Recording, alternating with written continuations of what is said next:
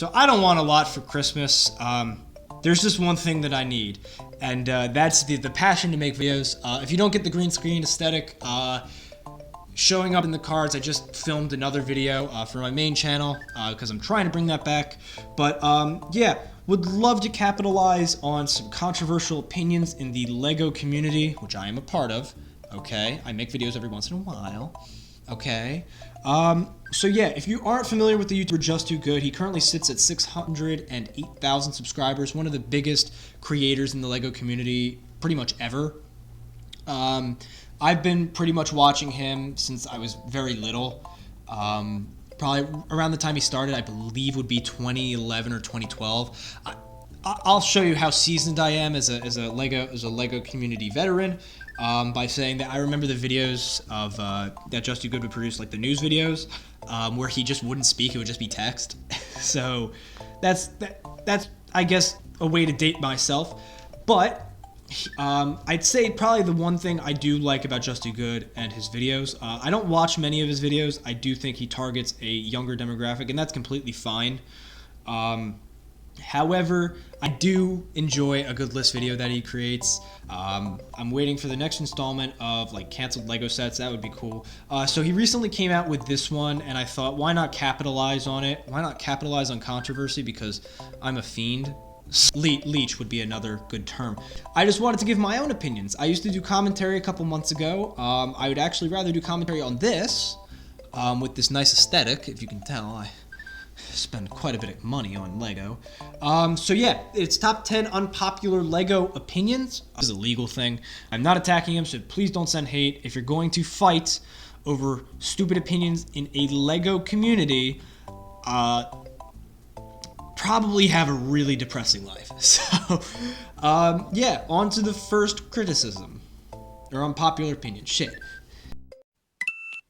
So Justin's first unpopular opinion, controversial if you will, I'm going to be interchanging those by the way, is that he likes the LEGO Mario course system. If you are familiar at all with current Just2Good, completely in love with LEGO Mario, the course building system. I have a couple sets. I own the LEGO Mario only because it was on discount and I thought it was a great deal. It was not.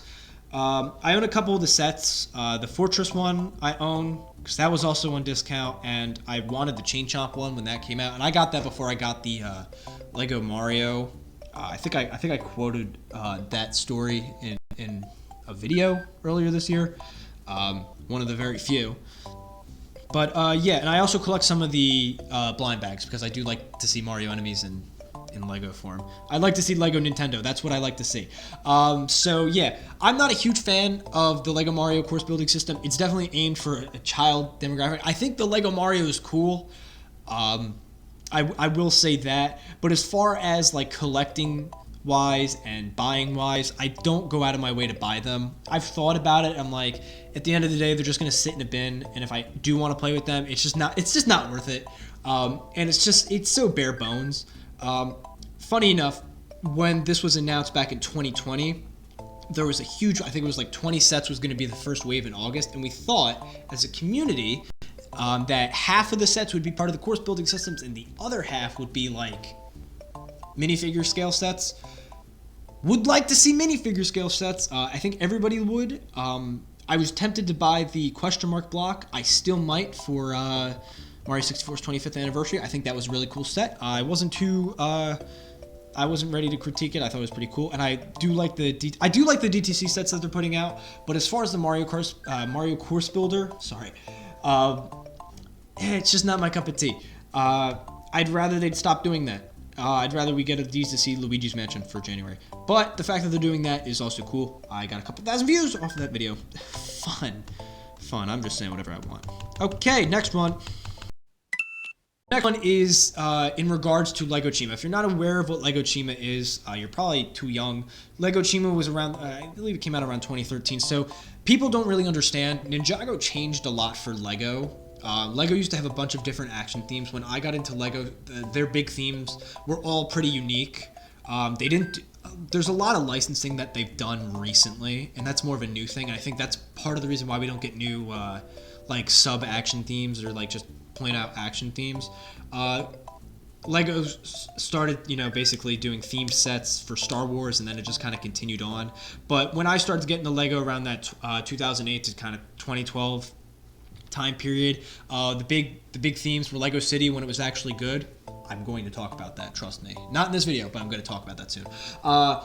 Space Police 3, which recently I came to realize there was 2 others before that. Space Police was awesome. Lego Atlantis, Lego Power Miners.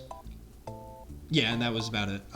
So Lego Ninjago really changed things. Kind of brought back. They used to do like classic castle themes. I don't think we're getting one anytime soon. I think the last one we got was in 2015. But basically, Ninjago changed the game, and I don't think Chima was innately trying to replace Ninjago, which I know a lot of people have theorized. Chima was basically a Ninjago, fantasy elements, but they were animals. And Lego Ninjago was really based on these spinner sets. They're like tops, and you'd spin them and you'd battle them, and the first minifigure to fall out of the middle would pretty much lose the battle, and there was like a card game associated with it. And they've been doing these spinner sets, and the Air Jitsu one I never had, but I wanted because you could just go up. But the Speedors, they were like little cars. They're little one-wheeled cars, like motorcycles or something like that. Well, no, they have 2 wheels. Never mind. But they had these ripcords, and you'd pretty much race them. And those were pretty cool. I didn't collect many of the spinners when they came out. I had a few of them when Ninjago first came out. However, I had a lot of the speeder sets. Those were fun. And the sets that came with it felt justifiable. I liked making certain like little race courses for my speeders to see how far I could go. I know the one I had, it was like a Black Hawk or something like that, and it had like a fire ring. It was so cool to have it just go through the ring. That was pretty cool. They also did try to replace Ninja. I think they tried to replace Ninja. Well, not replace, but I think with Nexo Knights they tried to replace Ninjago 2. That didn't live, obviously.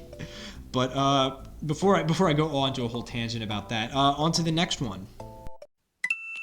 So I guess some context really helps. Lego has been rebranding a lot recently, primarily with what they're doing with their younger demographics. I know Lego is primarily a child's thing, but when this costs $200 and this costs $300, I need some meaning in my life. And I don't have very much.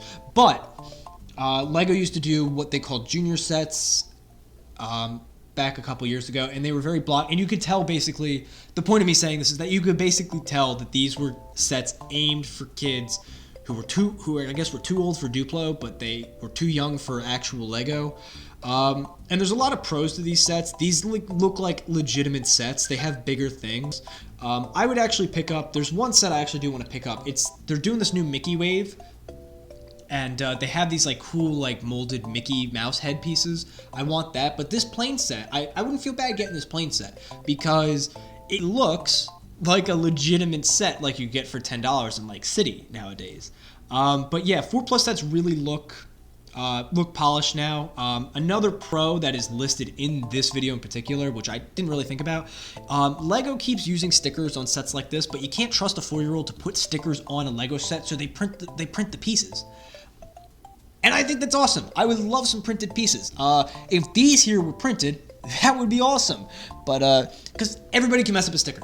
Everybody can mess up a sticker. I just want more printed pieces. I know costs go up because of that, but I mean, honestly, what Lego's doing is they're respecting the toddler market. That's what they're doing. I'm very proud of them for that. So I'm going to keep this one short and discreet because this is based on a movie that I didn't see, based on a franchise I don't really care for.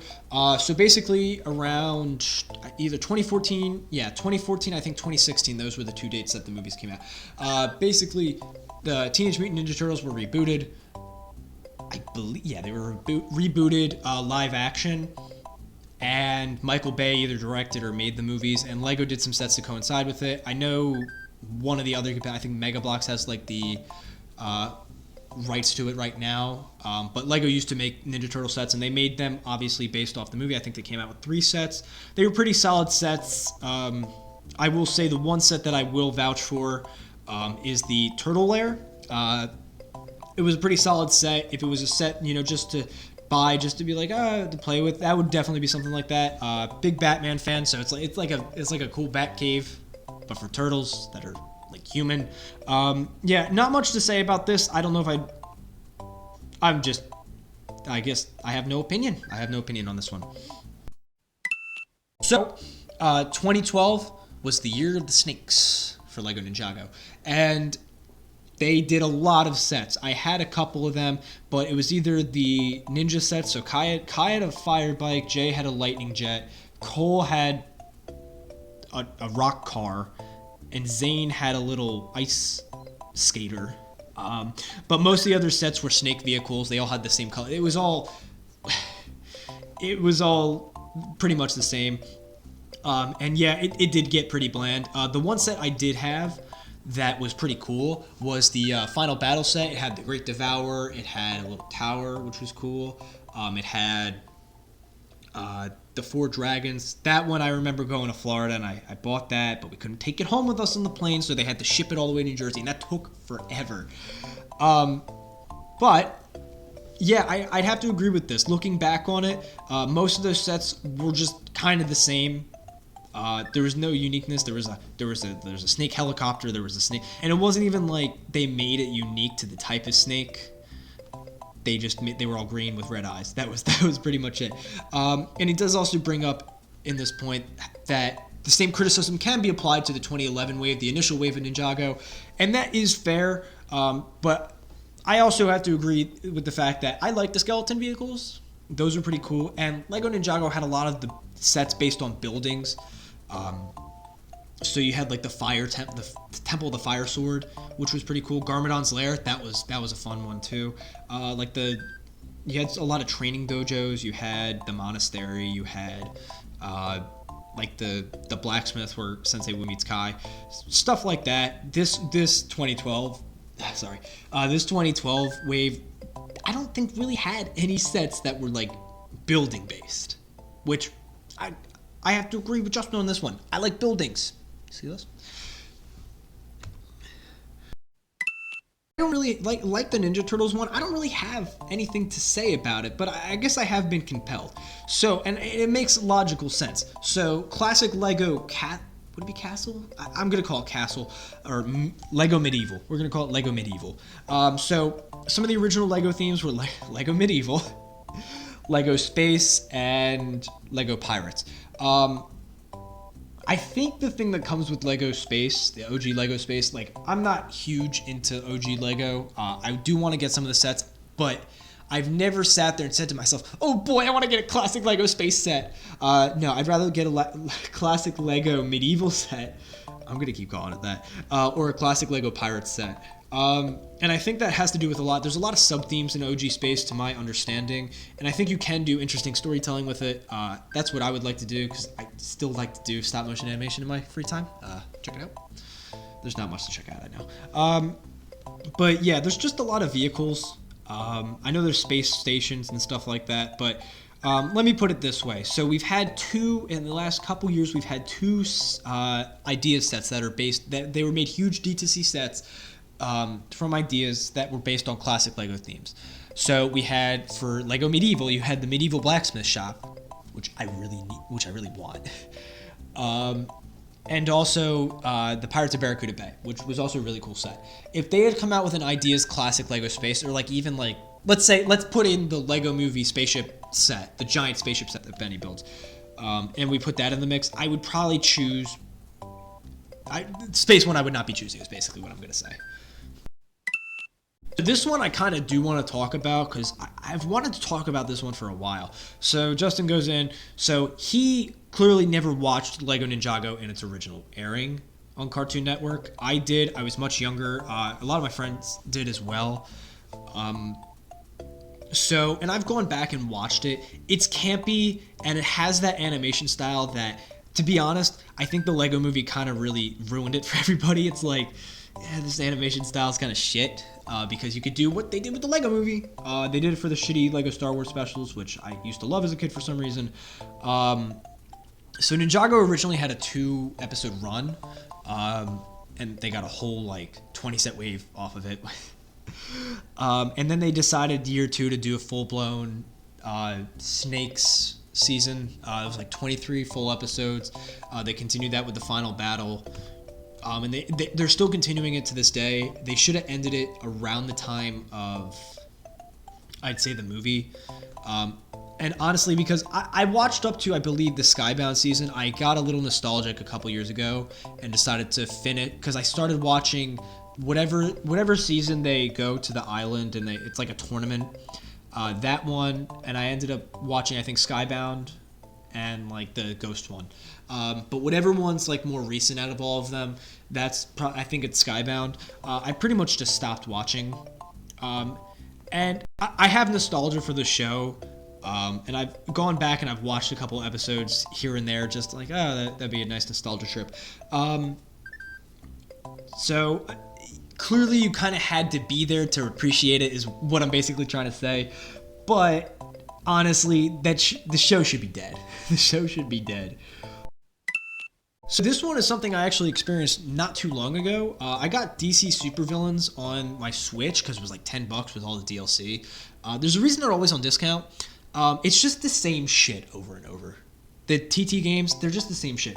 I could sit there and play Lego Star Wars, Lego Batman, the video game. I could play the complete saga. I played some of them. I played the Lego movie game. I played Lego Batman 3. I played all 3 of the Lego Batman movie games, and I played Lego Dimensions. Lego Dimensions was interesting. It's sad that it's really sad that it died. But hey, that's the name of the game. I'm not a fan of the TT games anymore. As far as the Skywalker saga, the fact that I just don't straight up like the new sequel trilogy probably doesn't help it. You know what's weird? They came out with the Force Awakens game and then didn't do a game for anything else. So they're hyping up still because it's going to be this complete Skywalker saga. I don't know if it's including Rogue One or like the Clone Wars or like Mandalorian, stuff like that. I'm not really interested in it anymore. I can still enjoy Lego Star Wars. I have the 2 games on GameCube. I originally had it for Wii. I'm pointing because it's behind the green screen. I had it on Wii, complete saga, but the older ones were more crude. The older ones were more, I'd say, nostalgic. I can go back and play those, but after like making it open world and stuff like that, I think that is probably a big issue with that as well. But it's just the same shit over and over again, and I wish they would do something interesting. This one I'm kind of decisive on. I think Lego Star Wars, and I will address this in another video. I promise I'll be making more videos. Lego Star Wars has gone to shit. I like Lego Star Wars, I really do. But Lego Star Wars recently, it's just, their pricing is so off. And they're just, I don't know.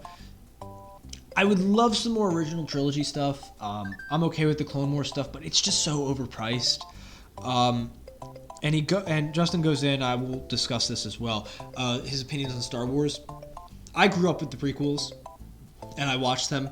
You need to be in the right mindset to watch and appreciate the prequels. That's just the way it is. That is just the way it is.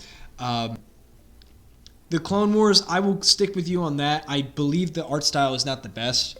I remember thinking it like when it came out. I watched a couple episodes, but I never stuck around because little kid me was like, I just don't like the art style. I binged the series on Disney Plus this summer, or really not even this summer. I think I finished it before the summer. Basically, this year I binged the series. It's a solid series. Their storytelling is very good, and you get used to the art style. I don't know if it gets better, or I just got accustomed to it, but it's a solid series. I think they upgraded the art style for season 7, but it's a solid series, and it does validate the prequels a bit.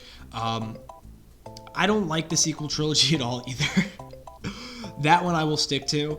I never outright hated the prequels. I outright hate the sequels, except for Force Awakens. That was such a magical time. But if LEGO could do more sets based on the original trilogy in particular, and more like better Mandalorian sets, I think Lego Star Wars can be saved. I don't need another TIE fighter next year if you're going to do that. Keep the one on shelves or whatnot. They just repeat the same shit. That's really it. But Lego Star Wars has its redeeming qualities just as much as the Star Wars franchise does, but, you know, it is what it is. And then the final one, if you know Just Too Good, he loves the licensed animated themes. They do present some pretty nice sets. Please don't. Let's see. So, like, just some of them, The Simpsons. Oh, they did Powerpuff Girls. A lot of the Ideas ones. I remember they did the Scooby-Doo sets. Those were actually pretty cool, that they did the Scooby-Doo sets. Trolls, Minions. Again, not my cup of tea personally, but again, it's such a broad category that you can pretty much do anything with it. There's a lot of unique animated themes that get certain like waves and stuff for Lego, but it really can be applied to anything. I mean, the classic SpongeBob sets, those were classic sets. So I wouldn't outright deny them. Even the Angry Birds sets, I used to be a big Angry Birds kid. The Angry Birds movie sets, those were actually really good. I really liked the Angry Birds sets. The castle was cool, that boat was cool. So there's a lot of merit to it. I'm not a fan of the troll sets. I will be upfront about that one. Those ones, they're just crazy, colorful things. But, you know, to theirs their own. But, yeah, since it's such a broad category, I would agree with this one as well. So, yeah. That's pretty much the video. I don't know how long this is. So if it is, currently the audio is sitting at, because I've got the audio here and I've got the camera going there, it's about 25 minutes. Hopefully it isn't actually that long. But who knows? So yeah, these are just my opinions. I'm going to be making a couple more videos before Christmas, because that's my one wish this year for Christmas, to make more videos. Thank you for watching. Maybe this will blow up the channel. Maybe this will be the nice spark of hope that I needed. Who knows?